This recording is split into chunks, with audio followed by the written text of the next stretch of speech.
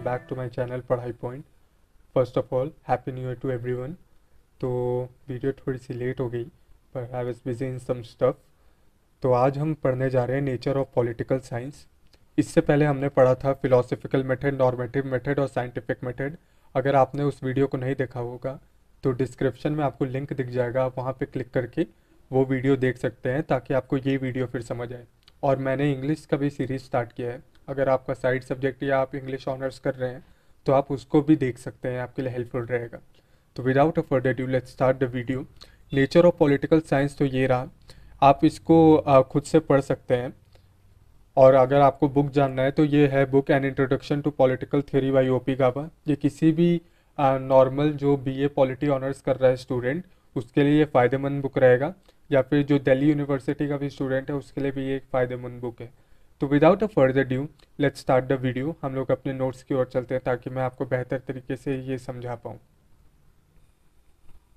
Nature of political science basically हम समझेंगे प्रकृति राजनीति विज्ञान का कुछ आवश्यक इंपॉर्टेंट मेथड है साइंटिफिक मेथड में, जो कि पॉलिटिकल साइंस को हमें और बेहतर तरीके से समझने में मदद देता है। तो साइंटिफिक मेथड में बहुत सारे स्टेप इंक्लूड होते हैं। तो पहला है ऑब्जर्वेशन, जो रिलाई करता है टोटली भावना अनुभव पे, मतलब कि सेंस एक्सपीरियंस पे। और जो भी सुपर नेचुरल या सुपरस्टिशियस बिलीफ यानी अंधविश्वास है उसको वो मतलब इनकार कर देता है। साइंटिफिक मेथड बिल्कुल नहीं मानता है अंधविश्वास पे। आप देखोगे कि कोई भी साइंटिस्ट रहता है उसको एक प्रूफ चाहिए होता है, एक ठोस आधार चाहिए होता है उस चीज़ को मानने के लिए। अगर वो बस हवा में बात रहेगी तो वो उसको कैंसिल कर देता है, खारिज कर देता है। तो ये तो पहला मेथड हो गया साइंटिफिक मेथड का, वो हो गया ऑब्जर्वेशन। अब दूसरा मेथड जान लेते हैं। दूसरा मेथड है जनरलाइजेशन। तो इसका मतलब ये है कि जब आप सबके बिहाफ या बदले एक स्टेटमेंट दे रहे हो, एग्जाम्पल ले लीजिए, जब इंडिया से कोई यूएन जाता है तो वो अपनी बात रखता है, डैट इज़ नथिंग बट वो व्यक्ति पूरे देश के बिहाफ पे बात करता है। या फिर आप छोटा एग्जाम्पल ले लीजिए कि आप अपने क्लास पे हो और वहाँ पे आपका क्लास मॉनिटर होता है, वो नथिंग बट आपके पूरे क्लास को रिप्रेजेंट करता है। तो अब जनरलाइजेशन भी फर्दर डिवाइड होता है टू पार्ट पे। तो पहला होता है इंडक्टिव मेथड और दूसरा है डिडक्टिव मेथड। अब इंडक्टिव मेथड को जान लेते हैं। ये एक ऐसा मेथड है जहां आप किसी इंफॉर्मेशन से कंक्लूजन निकाल सकते हैं।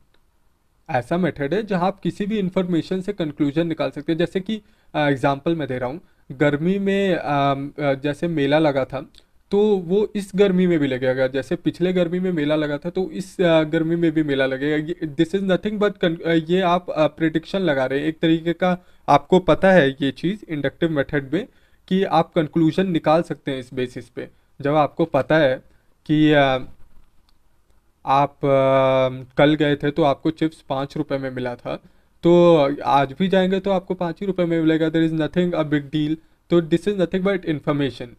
तो ये तो हो गया हाइपोथेसिस यानी परिकल्पना। अब परिकल्पना हाइपोथेसिस जो होता है वो ज़्यादातर किस में यूज़ होता है, आप देखेंगे साइंस और मैथ्स में ये ज़्यादा यूज़ होता है। और हम बात कर रहे हैं साइंटिफिक मेथड की, तो उसमें तो ये रहेगा ही इंडक्टिव मेथड, हाइपोथेसिस ये सब।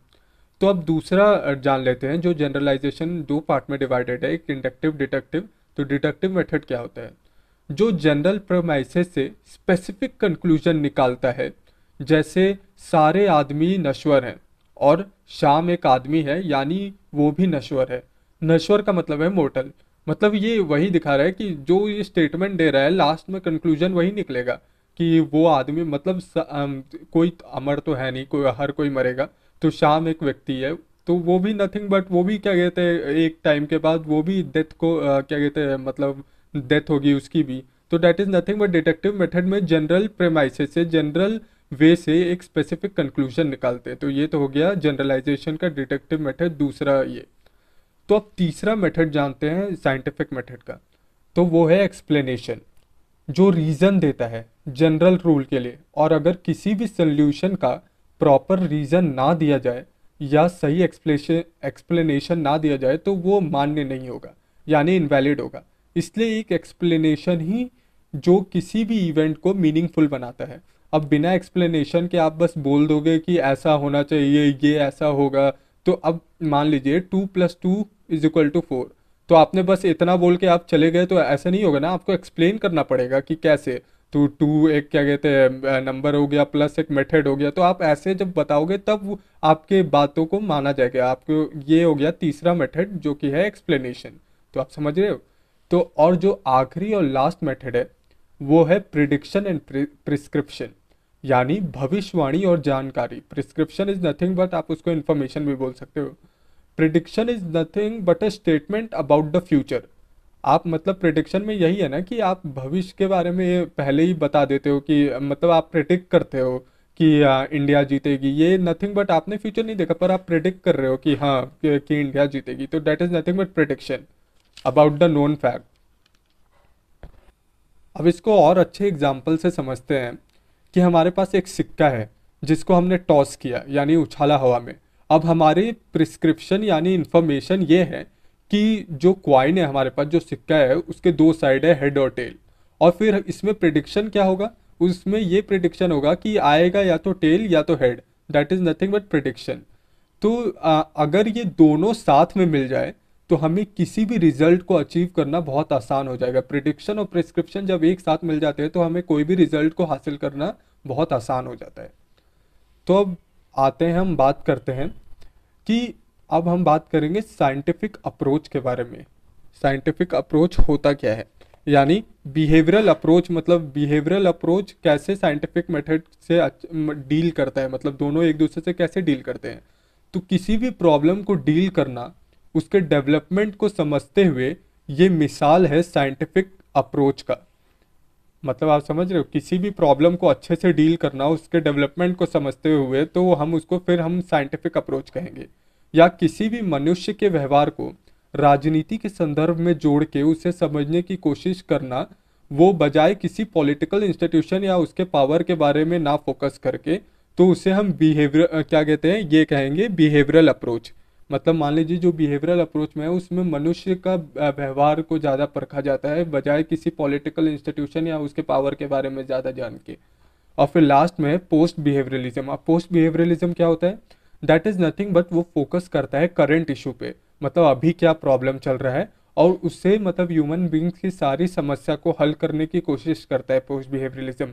मतलब मान लीजिए अभी पैंडेमिक चल रहा है कोविड का, तो वो मदद करता है कि कैसे हम लोग वैक्सीनेशन जल्दी से बनाएं और फिर कैसे उपलब्ध कराएं। तो वो पोस्ट बिहेवियरलिज्म इस चीज़ पे मेन फोकस उसका रहता है। तो नेक्स्ट क्लास में हम पढ़ेंगे नेचर ऑफ पॉलिटिकल फिलॉसफी। ये पूरा का पूरा nature of political science complete हो गया है।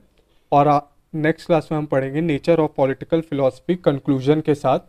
टिल देन प्लीज़, अगर आपको ये वीडियो अच्छी लगे तो लाइक दे दीजिएगा, सब्सक्राइब कर दीजिएगा, और कमेंट में अगर आपको कोई भी डाउट हो तो आप कमेंट कर सकते हो। और आई एम थिंकिंग अबाउट कि हर महीने के लास्ट में मैं एक नया अभी सीरीज स्टार्ट करने की सोच रहा हूँ, monthly affairs, nothing but current affairs. जैसे मान लीजिए जब जैन का एंडिंग होगा, जैन एंड, तब मैं एक वीडियो 5 मिनट के, मतलब शॉर्ट ही वीडियो रहेगी, उसमें मैं जैन में जितने भी करंट अफेयर हुए हैं, जितने भी चीज़ें हुए हैं, जितने भी हाल फिलहाल में वो जो न्यूज़ जो ट्रेंडिंग पे रहे हैं, मैं उसको एक जगह इकट्ठा करके वीडियो डाल दूंगा। वो आपके लिए भी हेल्पफुल रहेगा, आपके भी जनरल नॉलेज के लिए। तो दिस वाज द प्लान। अगर आपको मतलब ये प्लान अच्छा लगे तो कमेंट में आप यस लिख दीजिएगा। टिल देन आपसे अगले वीडियो में मुलाकात होगी जल्दी। Thank you for watching the video.